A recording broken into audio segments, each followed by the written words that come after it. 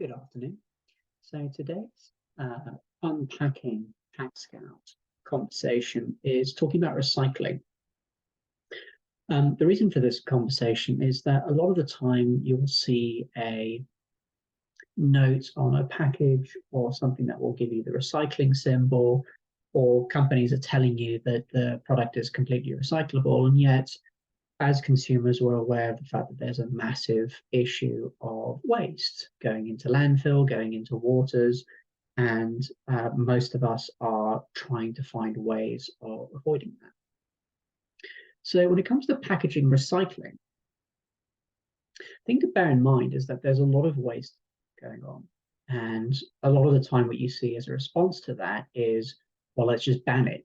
Let's just get rid of that material. Let's get rid of it, because if we get rid of that material, that will stop it being something that is causing the waste, which is a wonderful idea, but unfortunately it's not the actual way that the recycling system or infrastructure and packaging work. So this presentation is just to kind of provide an overview of what some of the characteristics are and the factors that are affecting the packaging industry when it comes to recycling, and why it's a little bit more complicated than simply taking away or putting in materials to provide the best solution long term for reducing that waste. So why is there waste? When we use a product, any product, what happens is in the industry, we refer to it as the end of life. It is the end of the package or the product's life. So you have toothpaste or shampoo, or you have a drink, you finish the drink, it's done. It's done its purpose. It has been able to make it to me to be able to drink and use it when I need to be able to use it. And now I'm done with it. It's at its end of life. So I have a couple of options depending on where I am in the world. I can put it into a recycling bin. If that's an option, I can put it into a trash can. I can throw it on the ground. I can drop it in the water. I can basically do with it what I will. Now, companies tend to be working on ways to make a product more easy to put into a single stream at the end of life, because if we're able to do that, if paper is all with paper, if glass is all with glass, if metal is all with metal, if plastic is all with plastic, and it is a material that can be resorted and collected and recycled, then what we're doing is we're reducing the waste, because that material can be recycled. The recycled material goes back into the market, and we are saving something from just ending up in landfill or water. Now, the stream that the recyclers use to get that product, to reclaim it, put it back into the market, there's a lot of tools that are required to make sure that that works properly. There's also a lot of importance on the material that they're taking back in. They need to make sure that they can use all of it.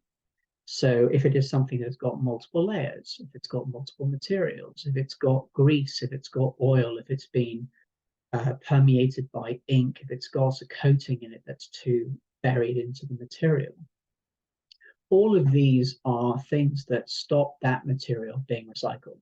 And if it can't be recycled, then its options are limited again to landfill or water, depending on whether it's properly put away into a landfill, or it can be incinerated, or it is ending up in water because we've dropped it into rivers and oceans and seas, etc.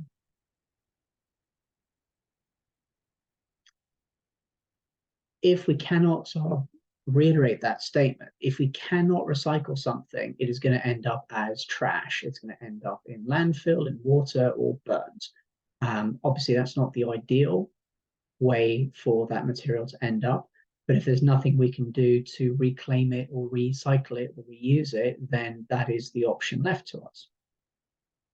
So the company might not be able to receive the material. It might not have the right tools or the equipment. If it's got grease or organic waste, it ends up being not possible to turn that back into a clean material. So it ends up going into landfill. The municipal authorities that are responsible for this process are, of course, wildly diverse. As an example, there are 32 different boroughs in London. So when I was living in London, there were 32 different entities for one capital city that were responsible for the collection of recycling, for trash, for materials that were like construction waste or furniture or electronic appliances, for all of it. And each one of them had a different day when they collected the trash, or a different setup for what they could retain or reclaim for recycling, what materials they would take. So one borough would allow cartons, one would not, one would allow metal, one would not, one would allow glass, the other ones didn't like it. So you make it very complicated when you've got 32 cooks involved in one kitchen, and that's just for one city, in London's case. Now, if you magnify that worldwide, you get an idea of how big a problem this is, because the moment you're in a large city, I'm currently in Los Angeles, and it's the same thing here. We have a number of different municipalities, the different towns within the Los Angeles County area, and each one of them has got a different way of collecting, sorting, and keeping the packaging material waste that they are producing. So why there is waste is because not everything can be recycled or composted or reused. When we have a complex structure or a material that's soaked in something like a chemical or organic waste, it's not possible to recycle that. And so there is a problem of the manufacturing material that is being produced into this funnel not having an outlet that allows it to be recycled at the other end.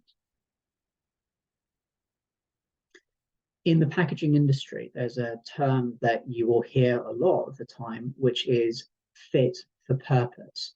So the idea behind that is that the packaging that is designed for every single product that it packages has been designed to be fit for the purpose of that specific package. So it's not in a jar or a bottle or a tube or a carton by accident. There's not a mistake that cereal comes in cereal boxes or that beer comes in glass bottles and that they are a particular color or tend to be a couple of different colors like brown or green.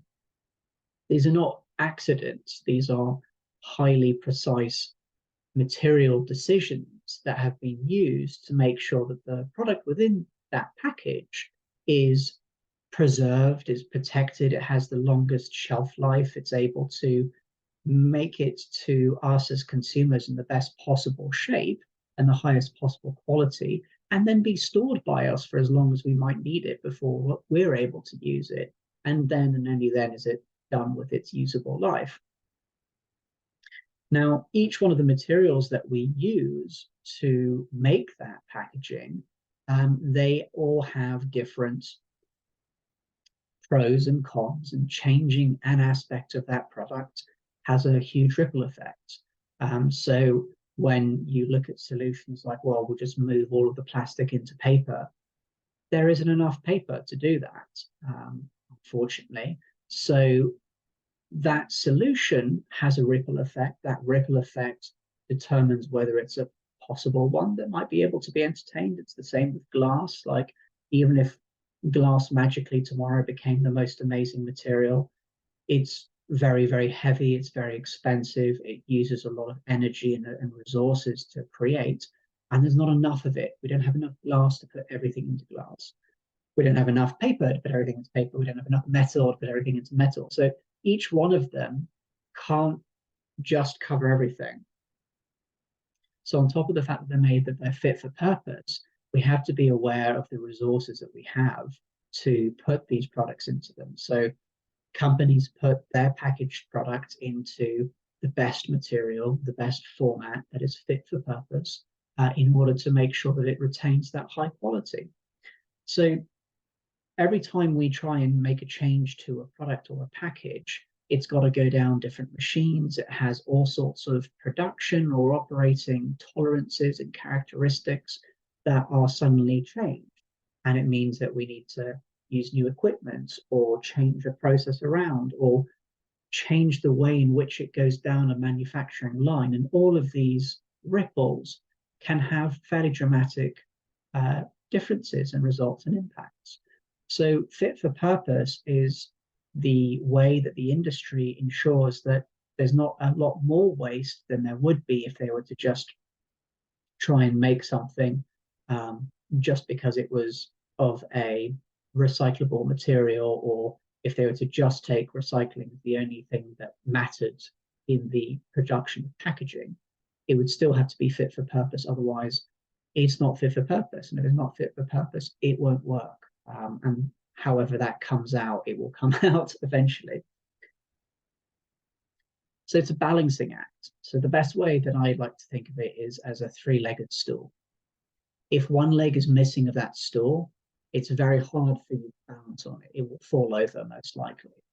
So if we look at the materials that go into the packaging itself, if we look into the infrastructure for collecting that packaging when it's being used, and then we look at the ways that we're able to sort that material or recycle it and put it back into the chain, each one of those three legs has to work in order to hold the entire recycling platform above it steady. And unfortunately, in most parts of the world, one of these three is usually not operating seamlessly or as efficiently as it could do. So you may have excellent materials coming in, you might have a wonderful sorting system, but no infrastructure. So you can collect it all you want to, but if there's nothing that's going to turn it back into a material, there's nothing to recycle it at the other end of that waste stream, it has nowhere to go but into the land or into the sea. In the same way as if it's not made of recyclable material, the whole process is moot. It has to do all three things, otherwise it won't work. So as consumers, what can we do? If you're like me and you're somebody that goes into a supermarket and is aware of the fact that I want to have the lowest possible impact on the planet with my choices, I don't want to be responsible for leaving a mess. I don't want to be responsible for leaving this to kids and children in a worse state than I found it or I was born into. And that's something that we can do something about as consumers. So the main thing to do is to be responsible ourselves. There are things we can do. The main one, honestly, being to not litter. If you don't throw it away into the ground, then there's at least a fighting chance for it to make it into the right sorting system. We need to make sure that we understand what our local resources are, so that we can ensure that we recycle in the nearest possible center. And again, people who are not near major metropolitan centers might find it more difficult because there might not be a nearby recycling or sorting facility that you can reach. But there will be resources that the local government to your town or place of residence will have. So the main thing to do is to use resources. In this case, the EPA have got one, which is a recycling infrastructure and market opportunities map. And that lists the different sorting and testing and recycling and municipal facilities that there are nationwide. So you can understand where to go, how to process and get rid of all of your trash in the most responsible way, so that as much of it as possible is recycled and as little of it as possible is wasted.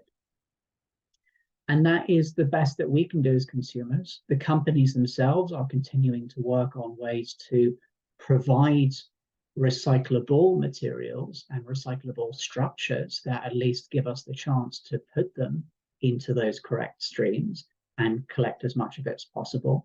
They're looking at ways to move out of single-use materials that, as the name suggests, can only be used once and then are essentially trash. And they're looking at ways that they can stop that type of manufacturing, move into ones that are more recycling based. And so between having the materials coming into the packaging industry, having a way of being able to source and effectively collect them, and then having a way of being able to effectively recycle them to the highest degree possible and put them back into the market, that's the way in which case we're going to see this reduction of waste. So I hope that's been helpful to you. And again, I always look forward to any comments or questions that anybody might have. And I hope you all have a wonderful day.